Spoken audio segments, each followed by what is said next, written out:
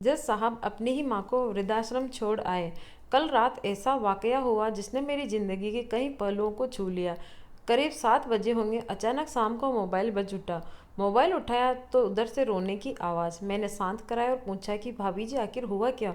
उधर से आवाज़ आई, आप कहाँ हैं और कितने देर में आ सकते हैं। मैंने कहा, आप परेशानी बताइए। और भाई साहब कहाँ हैं, माता जी किधर हैं, आखिर हुआ क्या।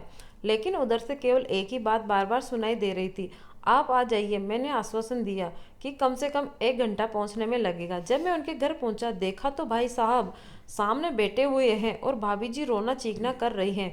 12 साल का बेटा भी परेशान है और 9 साल की बेटी भी कुछ नहीं कह पा रही है। मैंने भाई साहब से पूछा कि आखिर क्या बात है। भाई साहब बोले, कोई जवाब नहीं दे रहे थे। फिर भाभी जी ने कहा, ये देखिए तलाक के पेपर, ये कोर्ट से तैयार करा के लाए हैं, मुझे तलाक देना चाहते हैं। मैंने पूछा, ये कैसे हो सकता है, इतनी अच्छी फैमिली है, 2 बच्चे हैं, सब कुछ सेटल्ड है। प्रथम दृष्टि से मुझे लगा ये मजाक है, लेकिन मैंने बच्चों से पूछा, दादी जी किधर हैं। बच्चों ने बताया, पापा ने उन्हें 3 दिन पहले नोएडा के वृद्धाश्रम में शिफ्ट कर दिया है। मैंने घर के नौकर से कहा, मुझे और भाई साहब को चाय पिलाओ। कुछ देर में चाय आई। भाई साहब को बहुत कोशिश की चाय पिलाने की, लेकिन उन्होंने नहीं पी और कुछ ही देर में वो एक मासूम बच्चे की तरह फूट फूट कर रोने लगे। फिर बोले, मैंने 3 दिन से कुछ नहीं खाया है। मैं अपनी 61 साल की माँ को कुछ अनजान लोगों के हवाले करके आया हूँ। पिछले साल से मेरे घर में मेरी माँ के लिए मुसीबतें बढ़ गई हैं।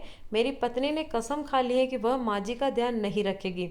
ना तो ये उनसे बात करती है और ना ही मेरे बच्चे बात करते हैं। रोज कोर्ट से आने के बाद माँ खूब रोती है। नौकर तक भी अपनी मनमानी से व्यवहार करते हैं। माँ ने 10 दिन पहले बोल दिया, बेटा तू मुझे ओल्ड एज होम में शिफ्ट कर दे।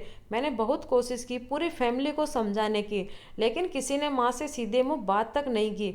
जब मैं 2 साल का था तब पापा की मृत्यु हो गई थी। दूसरों के घरों में काम करके मुझे पढ़ाया, मुझे इस काबिल बनाया कि मैं आज जज हूँ।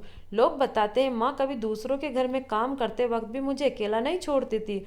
उसी माँ को आज मैं ओल्ड एज होम में शिफ्ट करके आया हूँ।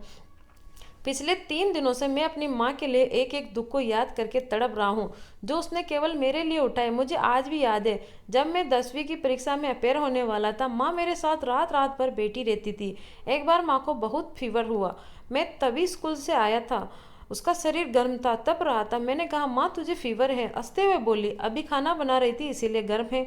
लोगों से उधार मांगकर मुझे दिल्ली विश्वविद्यालय से एलएलबी तक पढ़ाया। मुझे ट्यूशन तक नहीं पढ़ाने देती थी ताकि कहीं मेरा टाइम खराब ना हो जाए। इतना करते करते रोने लगे और बोले, जब मेरी माँ के हम नहीं हो सके तो हम अपनी बीवी और बच्चों के क्या होंगे। हम जिनके शरीर के टुकड़े हैं, आज हम उनको ऐसे लोगों के हवाले कर आए हैं जो उनकी आदत, उनकी बीमारी, उनके बारे में कुछ भी नहीं जानते हैं। जब मैं ऐसी माँ के लिए कुछ नहीं कर सकता तो मैं किसी और के लिए क्या भला क्या कर सकता हूँ। आज़ादी अगर इतनी प्यारी है और माँ इतनी बोझ लग रही है तो मैं इन्हें पूरी आज़ादी देना चाहता हूँ। जब मैं बिना बाप के पल गया तो ये बच्चे भी पल जाएंगे, इसीलिए मैं तलाक देना चाहता हूँ। सारी प्रॉपर्टी इन लोगों के हवाले करके उस ओल्ड एज होम में रहूँगा। कम से कम मैं माँ के साथ रह सकता हूँ। और अगर इतना सब कुछ करके माँ के आश्रम में रहने के लिए मजबूर हैं तो एक दिन आखिर मुझे भी वही जाना ही पड़ेगा। माँ के साथ साथ रहते आदत भी हो जाएगी, माँ की तरह तकलीफ तो नहीं होगी। जितना बोलते उससे भी ज़्यादा रो रहे थे। बातें करते करते करीब 12:30 हो गए। मैंने भाभी जी के चेहरे को देखा, उनके भाव भी प्रायश्चित और गलानी से भरे हुए थे। मैंने ड्राइवर से कहा, अभी हम लोग नोएडा जाएंगे। भाभी जी और बच्चे हम सारे लोग नोएडा पहुंचे। बहुत ज़्यादा रिक्वेस्ट करने पर गेट खुला। भाई साहब ने उस गेट कीपर के पैर पकड़ लिए, बोले, मेरी माँ है, मैं उसको लेने आया हूँ। चौकीदार ने कहा, क्या करते हो साहब।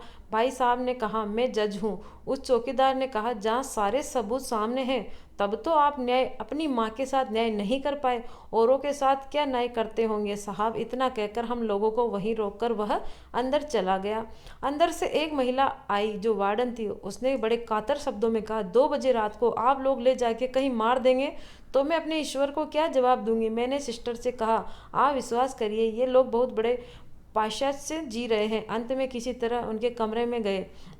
कमरे में जो दृश्य था उसको कहने की स्थिति में मैं नहीं हूँ। केवल एक फ़ोटो जिसमें पूरी फैमिली है और वो भी माँ जी के बगल में, जैसे किसी बच्चे को सुला रखा है। मुझे देखी, उन्होंने लगा कि बात ना खुल जाए, लेकिन जब मैंने कहा हम लोग आपको लेने आए हैं तो पूरी फैमिली एक दूसरे को पकड़कर रोने लगी।